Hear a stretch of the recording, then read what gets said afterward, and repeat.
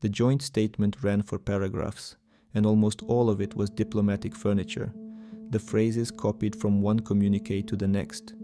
But one line wasn't furniture. It pointed at a single country, and the country wasn't Ukraine. It was Japan, flagged, in writing, for its accelerated remilitarization. Almost everyone read past it, waiting for the line about Ukraine that mattered. This was the line that mattered. Name Japan in a Russia-China statement, and you're not describing the last war, you're mapping the next one. Tonight, the three moves that line is reacting to, and why the one that decides everything isn't in Europe at all. First, what militarization means here, because it isn't a slogan. The statement names Japan, but the move is bigger than one country. It's the deliberate reversal of something that has held since 1945, the disarmed posture of two pivotal states, Japan in the Pacific and Germany in Europe. That's the thing the statement is reacting to, not a mood, a policy. One ground rule before we walk the board: everything tonight is backed by a stated doctrine or a document, not a hunch, not a vibe. The moment this kind of analysis starts running on "they secretly want," it stops being analysis. So I'll show the paper. Quick question, one word in the comments. Where do you think the next decade is decided? Type Europe or Pacific. Lock your answer in. We're coming back to it at the end, and I want to see if it survives the next 9 minutes. 3 moves on the board. Here's the first. After the Second World War, the winning powers pulled the fangs of Germany and Japan, by design. 2 industrial giants, deliberately built never again to field the kind of military their economies could afford. For most of a century that held. The current Western move puts the fangs back, not a return to the old armies, something more deliberate. Call them titanium implants, rearmament that reverses the entire pacifist settlement those 2 countries were rebuilt around. And this isn't read off a hunch, it's argued out loud in public. Palantir, the American defense software firm, published a manifesto of 22 points, and one of them is blunt. The post-war neutering of Germany and Japan must be undone. The defanging of Germany, it says, was an overcorrection Europe is now paying for. Read that twice. The disarmament that was once the proudest achievement of the post-war order is, in that document, filed as an error to fix. The first time I read that line, I had the odd sensation of reading a date wrong, as if the calendar had slipped back 90 years. Because we have seen this board before, the configuration that rearms the center of Europe and the edge of the Pacific at the same time has a name, and the name is the 1930s, the disposition that ran straight into 1939. Otto von Bismarck, the chancellor who built modern Germany, understood one thing his successors forgot. German power is never neutral toward its neighbors. Rearming the center of Europe is not a budget line, it is a structural act. Everyone on the continent has to answer it. You don't rearm a flank for defense alone, you rearm it for a map you expect to use. Here's the move most people miss, and it's the one that matters most. 2 flanks, 1 logic. Japan is the instrument of Pacific containment, aimed at China. Germany is the instrument of European containment, aimed at Russia.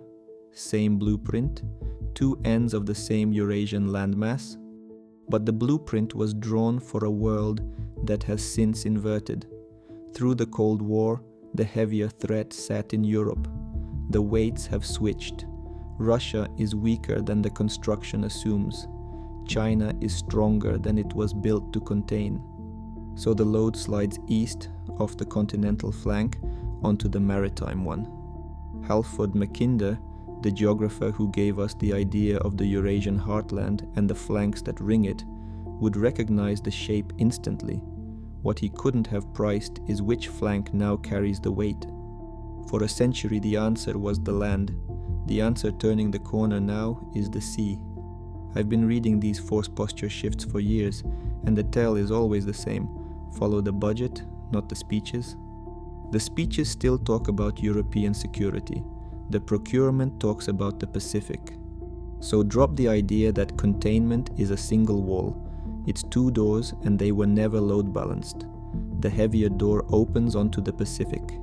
Europe is where the last war is remembered. The Pacific is where the next one is being budgeted. The third move is the one nobody is filming, and it may decide more than the other two. Watch how Beijing plays the rest of the world: Asia, Africa, Latin America. Not the old way. No grant foundations, no political loans, no apparatus of handlers on the ground. Call it a network. China barely has to act. Sovereign-minded governments, leaders who want to run their own countries without an outside tutor, drift toward Beijing on their own because the alternative keeps threatening them. Don't recognize your election, sanction your ministers, pressure your banks. Under that, Beijing starts to look like a quiet harbor. You don't have to build a harbor, you just have to be calmer water than the storm next door. One distinction worth unpacking, because the whole contest runs on it. Sovereigntists versus globalists. The sovereigntist wants non-interference and a free hand at home. The globalist offers money and recognition with conditions attached. Grant-based influence comes with a tutor. The network model doesn't. That is the entire pitch. Now the but, and it's a real one. There is a natural counter to this. And it's American. A conservative, non-interventionist project. We won't touch your internal politics. We won't export the culture wars. We'll deal. Trump has gestured at exactly this. But gesturing isn't building. So far the project is a speech, not a structure. The one place it has actually worked is Argentina, under Milei, a single data point, not a system. And on the ground, the influence apparatus that does exist was built by the other party. Those networks don't serve a Republican administration. They quietly resist it. So judge it by the Republicans' own stated aim. That's the fair test, not a partisan jab.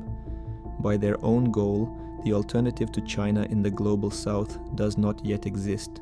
It's described. It isn't deployed. And the honest other reading. From Washington, this isn't neocolonialism at all. It's defending democratic norms, election standards, human rights, fair. But notice how it lands on the receiving end, as conditions. And conditions are exactly what the quiet harbor promises to remove.